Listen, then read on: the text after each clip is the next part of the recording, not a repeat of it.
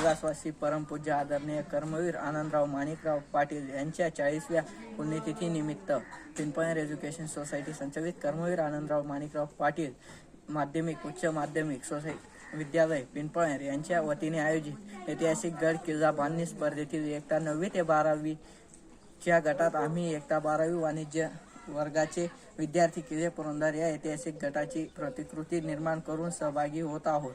मी हेमंत जगदाळे, माझ्या सहकारी समवेत या वर्ग शिक्षक मी पी मानकर यांच्या मार्गदर्शनाने किल्ले पुरंदर हा किल्ला बलनाने या गावी बनवला आहे, त्याची आपणास या व्हिडिओ क्लिपद्वारे माहिती करून देतो।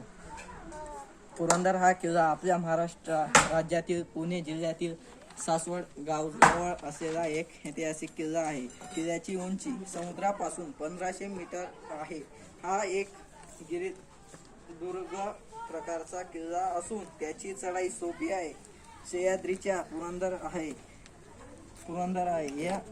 या किल्ल्याचे सर्वात मोठे ऐतिहासिक महत्त्व आहे।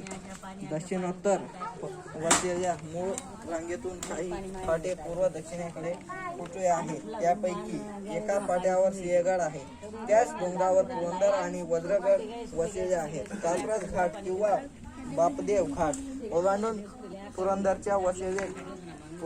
वसलेले आहेत। कात्रज घाट किंवा बापदेव घाट ओलांडून पुरंदरच्या पायथ्याशी जाता येते। किल्ल्याच्या चौफेर माच्या आहेत। किल्ला पुण्याच्या आग्नेय दिशेला अंदाजे 20 मैलावर तर सासवडच्या नैऋत्येला 6 मैलावर आहे। गडाच्या पूर्वेला बहुतांशी प्रदेश सपाट आहे, तर पश्चिमेला डोंगराळ प्रदेश आहे। वायव्येला 13 ते 14 मैलावर सिंहगड आहे, तर पश्चिमेला 19 ते 20 मैलावर राजगड आहे। पुरंदर किल्ला तसा विस्ताराने मोठा आहे। किल्ला मजबूत असून बचावाला उत्तम जागा आहे। गडावर मोठी दोरी राहू शकते।